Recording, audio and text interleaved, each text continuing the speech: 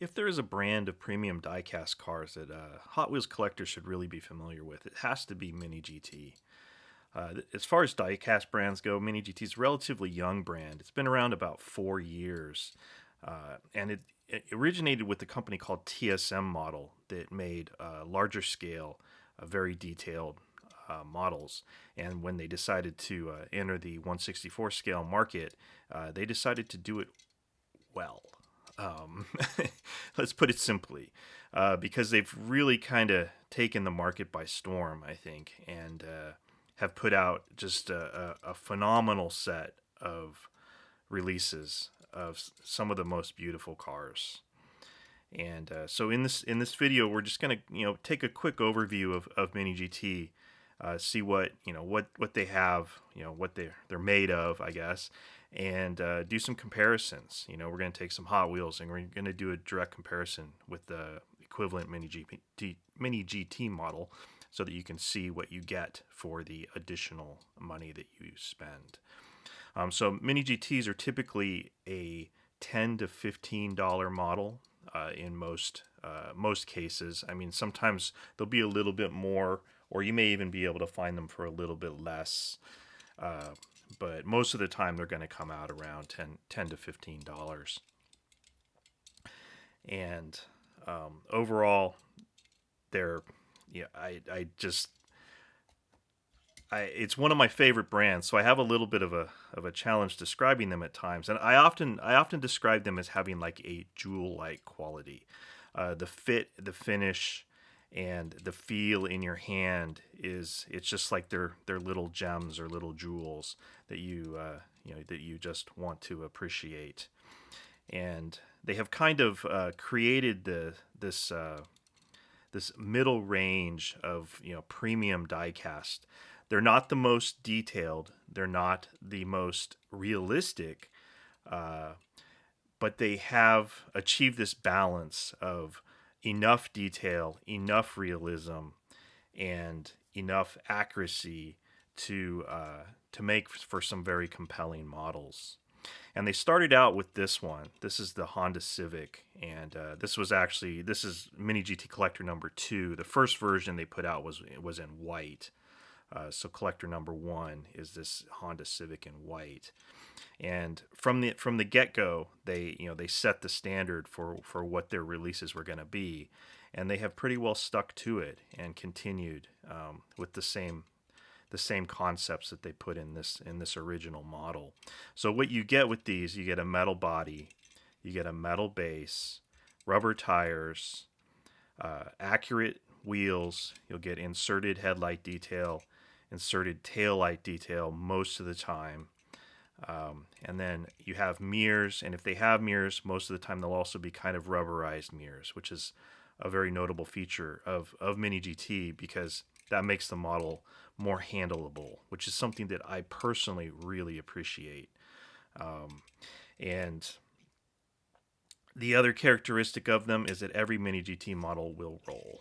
That is definitely one of their goals and one of the things that they try to achieve. And in achieving that, they sometimes will sacrifice a little bit in ultimate realism. Like maybe the car might sit a little bit too high. Although we were just looking at this Lamborghini, and it still sits pretty low, and it rolls perfectly fine. So that's a huge win from them. And then another thing that I really appreciated about the brand is the way that they're packaged. So they have used these collector boxes. Each box has a number, and they've gone through a few iterations of the packaging, which you can see a few different ones in the background here. But the box is small, it's compact, it's convenient. It has a plastic insert in to hold the car, and they're reusable, so you can put the car back in, store it in the box, and then keep it that way if you would like to do that. However, the models are solid enough. So this is the model that goes with that box. They are solid enough that you can handle them without being super worried about breaking them. at least in most cases. These aren't something you're going to send down a Hot Wheels track or anything like that, although I suppose you could try that if you really wanted to. But you know, they're you'll end up damaging them. That is guaranteed. So not recommended, but you know, they will roll. You know, you can roll them around on your desk and that kind of thing. That's really what it's all about. And so this is beautiful Porsche Taycan, and they did a fantastic job on this. And these wheels, if you've seen the actual Taycan, these wheels replicate that. The other thing that you're not going to get on a Mini GT is you will not get brake discs or brake rotors. So this is a little bit, saying that they're kind of in this middle ground between, they're very detailed, but they're not super detailed like Inno64 Tarmac Works. They'll give you the brake disc with brake calipers, and the brake calipers will be fixed so that as you spin the wheels, they'll still stay in place. You will not get that on Mini GTs. So if you get a model that has lots of air passing between the spokes, like this this Porsche, this is the Cayman, no, it's like Carrera S. I always get confused. Carrera S. You can see that, and this is a criticism that some people have of the brand, is that the lack of brake discs and brake rotors is a little bit of a weakness. My one criticism of the brand is that the bases don't have any information about the cars most of the time. So you can see here it just says Mini GT made in China. It does not say what model of car this is. They also do not put any model years on the cars. So like we were looking at this Porsche Taycan Turbo S, there is no model year on this. And I have yet to see. Actually, I'm going to take that back. So this one, and this Nissan Gtr, Pandem GTR. This was the first Mini GT model that I purchased, and this one does actually have that information on the bottom. Has 2009 Nissan Gtr R35, but the newer ones don't have that. So I don't understand why they stopped doing that. It seems, from a collector perspective, it is definitely very nice to have, information on the bottom of the car, just like this. This is exactly what we want to know. It would be even better if they put the collector number on it. That would be awesome, but they don't. So, so we're looking at a few models here. I was talking about them being fairly robust and handleable. This model, which is one of my favorites, the Mercedes 190e, is the one exception to that, because you can see on the hood here, we'll zoom in a little bit, there's a little tiny Mercedes logo, and that is very fragile. So this one is one exception where, this one, you definitely don't want to play around with these too much, and you have to be very careful when you handle them. But otherwise, it's a fantastic model. And they do a lot of race cars. And when they do the race cars, they do accurate liveries. So you can go and take their race cars and compare them to photos, and to the greatest extent that they possibly can, everything will be there, assuming they can secure the proper licensing, and it's not a cigarette brand or something like that. So that is a beautiful thing, and for me, I'm a big racing fan, so I really appreciate being able to get accurate liveries on the cars with all of the sponsorship logos and the details of whatever series the car runs in. So this Bentley GT3 Continental GT3, another one of my favorite castings from the brand. And they have done a number of absolutely fantastic versions of this car. And then one more that we want to highlight, because this is the one, this was the first model that I purchased, but this was the first model that really made me sit up and say, maybe I need to buy some more from this brand, and I really, really need to be paying attention to it. And this is their Land Rover Defender 110 in the Camel Trophy livery. And this was the first Land Rover that they put out. But this thing, when I got it, it was just, for a 1/64 scale model, it just kind of blew my mind at the time. Since then, I've collected all kinds of much more premium diecasts, and there are more detailed models out there. But for what this is, and for the price point, and just the overall quality of it, it's a fantastic model. And they've taken this basic Land Rover Defender 110, and they've put it out in just numerous different variations. So I think I have a total of 11 different variations at this point. So, we can look at like this police one, same casting, but very different model. And then, we have a UK search and rescue, which again, same casting, very different model, has a snorkel and different roof racks and things along those lines. So these are just beautiful, beautiful releases. So there are way too many Mini GT models to go over all of them in this video.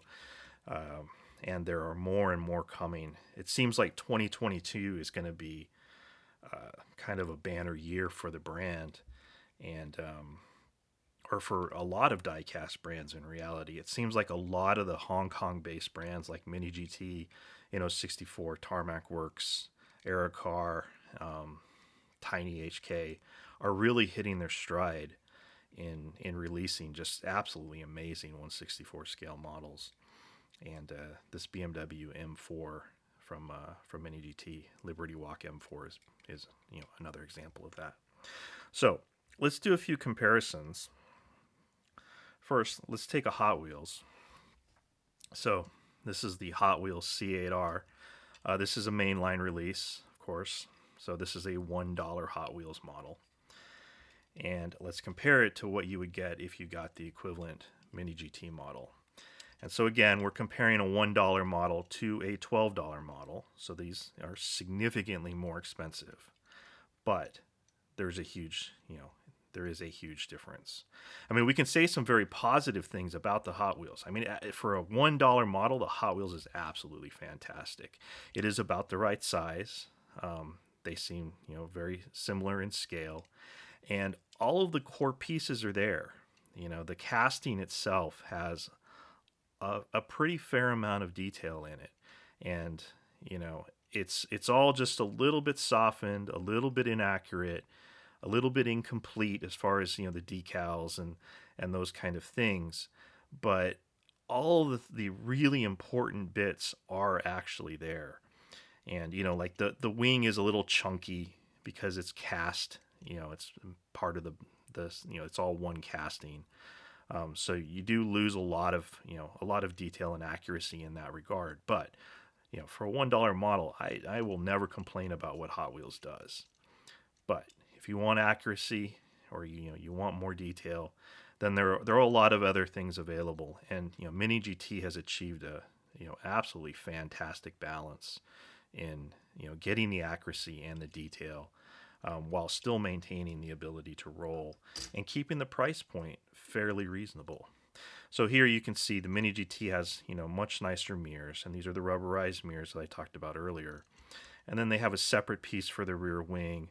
They have a more detailed spoiler.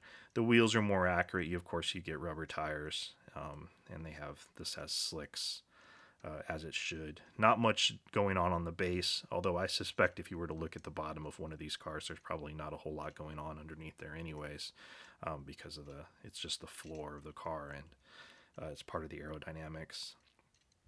You have your inserted headlight detail with a little bit of additional paint on there. But the other thing you really get, I think I mentioned this already, but you get all the sponsorship logos and everything that are supposed to be there. So just that's what you get with, when you go from a Hot Wheels to a Mini GT, you just get more. And Hot Wheels does a fantastic job. It's an awesome $1 model. I still love Hot Wheels. I will always love Hot Wheels. But there's a lot to appreciate about the Mini GT versions of these same vehicles. So here we have the Liberty Walk Nissan Gtr. And this was something I was very excited to see that Hot Wheels was going to be putting out. But Mini GT's been doing Liberty Walk Nissan GTRs for a while. And again, we can look and we can appreciate, what it is that Hot Wheels does really well. It is, again, it is roughly to scale. And I think I forgot to mention this, but Mini GTs, at least their main releases, not like there's a Kaido House, Datsun 510 drag cars. Those are not true 164, but all of Mini GT's regular releases are true 164. So you can see Hot Wheels is pretty much to scale. Actually, looks great. And you can see the hood details there. You have, again, because of the window piece, you have effectively inserted headlight detail. There's nothing going on behind there to give it any real detail, but at least it's not just a tampo print. And again, all of the pieces are there. And this is one of the reasons why Hot Wheels castings are such a fantastic canvas for customizers. Because a lot of the pieces are there. They just need a little bit of a help to get them to the next level. But again, just like with the C8R, the thing that you lose is, the detail, or the wing is a little bit blobby. The mirrors are not, they're cast in and they're not very detailed or accurate. The hood, they have a nice carbon pattern on the hood. The headlights just look a lot better because there's more detail behind the headlights, or behind the the little plastic piece for the headlights, and then the front end has, just overall you get more detail. Accurate wheels for this particular model, and it's I mean, you might even argue that Hot Wheels is actually pretty impressive, but these Mini GTs are for me, I love them. So one more, or actually we have two more that I wanted to take a look at. So this is from Circuit Legends. This time we're going to take a look at premium Hot Wheels. So this is the Ford GT-LM in the typical race livery that the Fords ran. And so this is going to be a metal body, metal base Hot Wheels, rubber tires. But this is where you get the Hot Wheelsification of the car, because you've got this big rear wheel relative to the front wheels. But we can look at the Mini GT version, and again, the Hot Wheels is pretty much to scale. There's nothing to complain about there, and they made a pretty good attempt at capturing this livery. It's missing a lot of detail, but fundamentally they got it right. All the pieces are there, and you mostly just lose out on what they have to do to achieve the price point that they're trying to hit. So you lose a lot of detail in the wing, and of course the big wheel, which I wish they hadn't done that, but otherwise they did a good job. And there's really not a whole lot to complain about with the Hot Wheels. But when you look at the Mini GT, there's just so much more. All of the sponsorship logos are there. The wheels are accurate. The wing is accurate. It attaches the correct way that it should. The supports are reasonably thin. The wing itself is reasonably thin. The diffuser is nice and big. Your taillights look better. And you have just overall more detail. You have mirrors. The Hot Wheels is completely missing the mirrors. There just aren't any on this particular casting. And then the headlights, you have significantly more detail in there. So again, so this is at this point probably a $6 model, and again it's a $12 Mini GT model. So twice the price on that one, not 12 times. And then the last one, and another example of where Hot Wheels has fundamentally done a good job. So this is the Pagani Huayra Roadster. And I actually think they did a really good job on this casting again. And so if we put it side by side with the Mini GT, again, it's pretty much to scale. And all of the fundamental pieces are there. And there's not anything to complain about. And it's really, it's just the Mini GT with the extra budget that they have available, and the way that they have chosen to approach these things can give you that finished product. It's like the Hot Wheels is a empty canvas, I guess, waiting for a customizer to go and replace the wheels and detail it out or whatever. I don't know. I shouldn't say that because the Hot Wheels is fantastic. I love Hot Wheels, but you just get more detail. That's the name of the game, and the interior of the seats are a separate piece. You've got some engine detail in there under the little acrylic cover, whereas on the Hot Wheels there's just nothing there.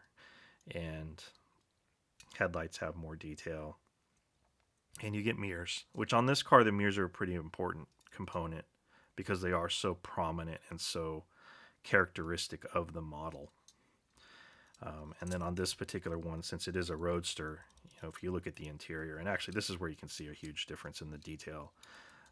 On the Hot Wheels, the steering wheel is just a circle. There's really not much going on in there. And then versus the Mini GT, which actually has some dash detail and some detail on the steering wheel. Not all Mini GT models will have detail on the interiors. It's just the fact that this one is a convertible model that it has more going on there. But if you were to look at, like, say this Porsche, if we were to actually be able to zoom in here on this interior, it's going to be all black, and it'll have lots of molded in detail, will be very nice, but there won't be any additional painted detail or anything fancy about the interior, which is the kind of thing that you get when you step up to the next level. When you go from premium to super premium brands, then you'll start to get that level of detail in the interior, along with things like brake discs and rotors and so on and so forth. So we were looking at this race car, and this is again going from premium to super premium level. Like if this was done by say Tarmac Works, you would have things like the little tow hooks. Like all race cars have little red tow hooks on them, intended to so that if the car crashes, it can be lifted off the track with a crane. A Tarmac Works will have those details, whereas a Mini GT simply doesn't. So you're still giving up a little bit there. But again, like I said, it's the balance. It's like it's hit this sweet spot, for me at least. It's Mini GT hits a sweet spot in the market for price versus detail. Because this is a $12 model. A Tarmac Works would be a $20 to $25 model. So for the price, these are hard to beat. And hope you enjoyed this. Thank you for watching.